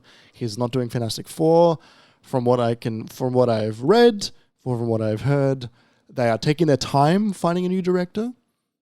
In the meantime, they've got fucking Scarlet Spider and Kraven the Hunter and all these other movies that no one wants. Mm-hmm. Venom 3, people apparently want that. It's important to remember, though, that the original Spider-Verse. Spider-Man game was being built at the same time as they were starting to make these decisions based around Venom, right? like, my point being that Venom came out around a similar time that Spider-Man came out, and it was miles better. So, like, I have somewhat a bit of faith that there's a bit of quality control in this product here. Yeah, but I think they also know that the reason they changed the look of Peter Parker is because some suit at Sony was like, how come that Spider-Man doesn't look like our Spider-Man? He doesn't look like the Spider-Man that we paid a fucking $1 billion for. Make him look like our Spider-Man, sort of thing, right? True. I did hear, I mean, you know, maybe Insomniac was just saying this because they definitely needed to address it when they changed the face of Peter Parker. But maybe that was because, like, I remember them saying something like they needed to update how that person's face worked, and they didn't really... Going forward, it wasn't going to work with them as well to use the old one. Like, it does sound a bit like they're making shit up now that I've said it out loud. But like, yeah, that's nothing. Yeah. So yeah, what I've got written is I think it's a little early to show Spider-Man 2, but also, what if they showed Spider-Man 2? Yeah. I have a final question for you. Hit me. Who's getting bought? What, at E3? Oh. We're going to see another acquisition. We're going to see one. It's hard because there's not many people left. The people are dropping like flies. Right. What if a week after... I don't think this would happen. I don't like your energy level right now. No. This is bad. This is like really this is like time to leave this timeline. Time to build a time machine and fuck off timeline. Xbox. What if Nintendo. a week after an excellent Devolver showcase, they're bought by hang on, who's Square Enix? They're bought by Square Enix. I was going to say Embracer Group, but Embracer Group, they haven't messed anyone up for buying them yet. No. So far as we can tell. But, yes, they're bought by EA. Like... Or, no, bought by, like, Amazon. Yes! Devolver's bought by Amazon. Yeah. To, like, polish up their image, but also to, like, corporatify their image. Yeah, they'll be like, yeah, look, we can laugh at ourselves, sort of thing. Yeah, I'm not sure. Devolver's not going to get bought. I know. I can see. It's hard, right? There's so many chips being taken off the table. Like Bungie is not there anymore. I know, right? I haven't even thought about, are we going to start seeing them in PlayStation things yet? But their deal hasn't gone through because the FTC is looking at it. That's true. And plus the time that it was going to take is still going. Sure. Fucking Microsoft really skipped all that, huh? They really... I mean, like, look, they're still like, they've got their FTC stuff going on as well, and they're... Yeah, that one also still hasn't gone through. Yeah, I know, but they got Bethesda fucking scot-free. Like, that was done, like, that ink was dry, like, so fucking fast. Well, no, they had their period, but they didn't have the FTC nonsense, I don't think. It wasn't as big a deal in news headlines and stuff like that. But also, they weren't buying such a beleaguered company that had just spent the last year on headlines of all major news websites it's because true. of how terrible they've been. It's true. So, Warren Buffett's putting money on the deal goes through, so I don't know. He's literally betting on it. He's betting on it with the stocks, yeah. Yeah. So weird. It is weird. Who else? What's Lorne Lanning's studio? What the Oddworld? Who cares? Wow, rude. Who fucking? Why? Rude. I just want to know. Like, I don't know. That's an independent studio. If director. Oddworld Soulstorm, who bought published WB? by Oddworld Inhabitants. That's the studio name. Who bought WB? Or are they just being shopped around? They're being shopped around. They haven't been bought yet. Okay, it'll be them. Yeah, that makes sense considering that we've heard things about like they're shopping around. It's them. They get bought by PlayStation. I don't think Xbox want to buy anything at the moment because they're still trying to get their previous deals put through. Either they get bought by PlayStation or PlayStation by Square. It's one of the two. Square, some people believe that the reason they fucking sold all that stuff was so that they can make themselves a little bit lighter on some of the bloat. They can maybe make themselves a bit more approachable by acquirers, by collectors. Grifters. Yeah. Maybe Sony buy them, or maybe someone just fucking picks up all the studios that just got. Embracer just got them. Yeah, that's the thing. They went. I it's forgot not like it wasn't IO where they. No, it wasn't. Yeah. They went straight to Embracer. It was like, I don't know. It was like kids going from one foster parent to another foster parent. Like a really weird handoff. Like, here you go. Here's our children. Like, what? Yeah. You got to wonder how long until purchases either slow down or they keep going until there's no one left. They're going to get blocked before no one's left. Like, it's currently not great press. Like all the FTC checks and looking into and scrutiny. The one thing the video game. The one thing big games companies hate more than anything else, it's when the government looks at them. I swear to God, it's the one thing. That's a good point. Like, it goes all the way back to like Mortal Kombat, right? Like Mortal Kombat with the ratings deal. It goes into the investigation into microtransactions that EA accidentally made everybody look at. True. Anytime the government looks at video games, they fucking hate it. Apple versus Epic, all of that stuff. What was that time when GTA came out and like someone it got brought before some group and they were like, "Oh, I saw my son try to kill a woman with a hammer," or something like that, and I feel like that became quite official, or someone was trying to make it official. There was stuff about PETA trying to stop animals being killed in video games. I mean, to be fair, 2022 challenge, stop making me kill dogs. Video game developers, that'd be great. Sure, but there's all the people that think that no one should have pets. Yeah, I mean, we don't have time to get into that. No, we don't. It's intense, but you're right. I think that's a good point. Like, the developers and publishers, again, specifically, I keep saying developers, but I really mean the publishers. The suits. Having that scrutiny placed upon them, you're right, is no fun. Yeah. For them, for their bottom line. Yeah. The other question is, we are hearing about, and I think we're going on this a little long, but we're here. We are hearing about Ubisoft not necessarily looking to be bought out, but potentially looking for a fund to maybe go in on them with, to invest in them, which is interesting. I think that would be Epic. Interesting. I don't know, because the way I've heard it described is they're looking at being bought out by investment funds. I want to be very clear. I didn't think that was a cool thing. I wanted to talk about Epic, the games company. I didn't think that was an epic thing. I want to be very clear. Ubisoft gets more money? Fucking sick, man. Yeah, no. I don't think they're going to get. They're not looking to be bought. I think they'll go to that once this private fund shopping doesn't go through. And yeah, Epic buying Ubisoft, I could see that making a lot of sense. That could fill out Epic's portfolio in terms of. I don't even mean an acquisition. I just mean a partnership. True, like the way Sony has invested in Epic in turn. That's an interesting. They'll buy 10% of each other's companies, etc. Yeah, or the way Tencent was going forward.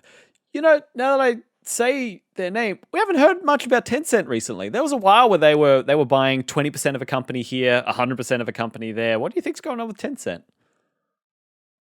I don't know. My guess, without really looking at it, my first guess is that China has changed some of their laws around ownership of companies lately. Yep. As well as they definitely don't want the FTC looking at them. Yep. they were not really purchasing many studios that were in America. Or purchasing parts. Like, there was I feel some... like they were doing more and more, but you're right. They are a Chinese company.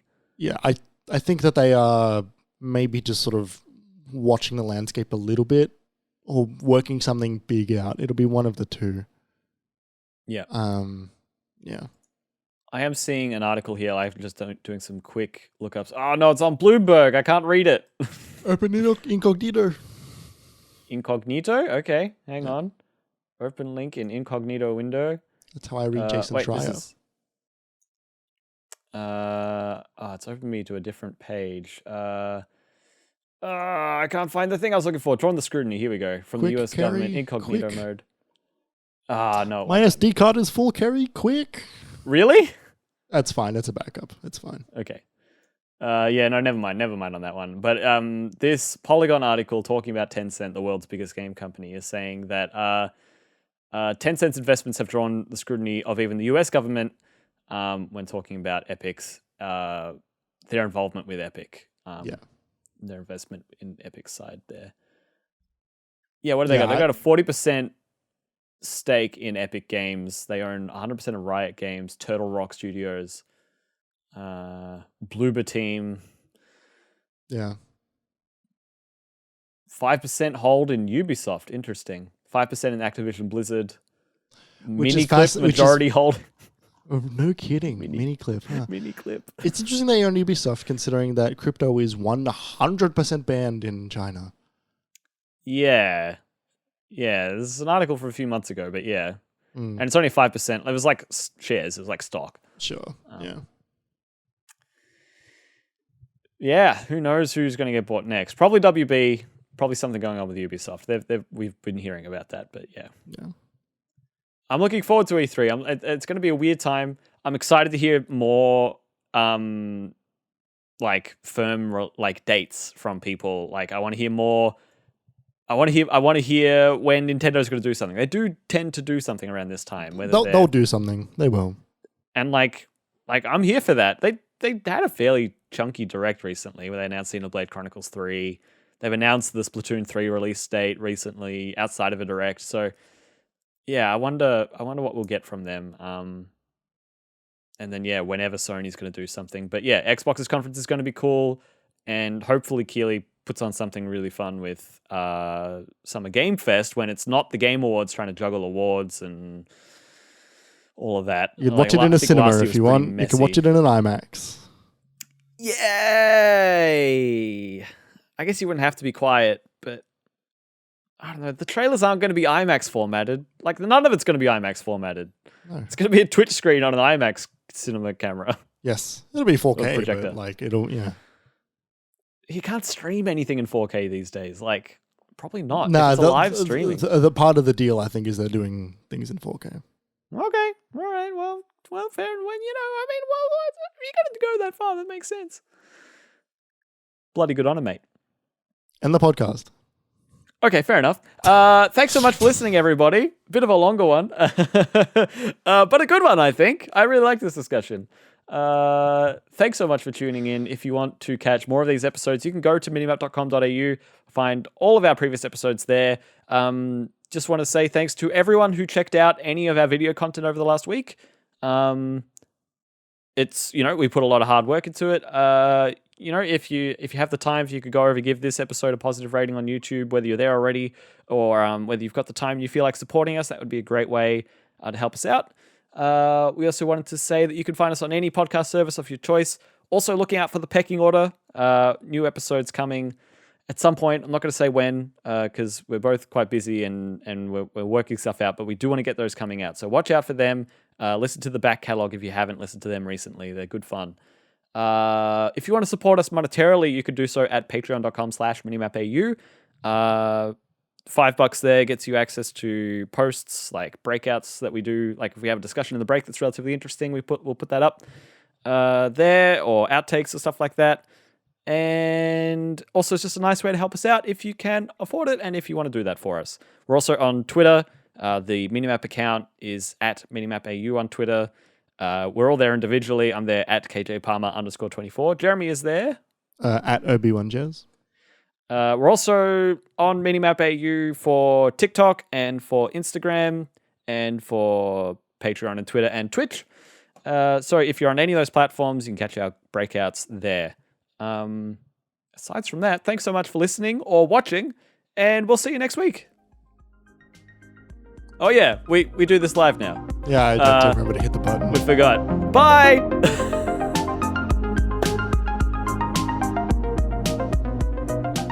Do the video transition.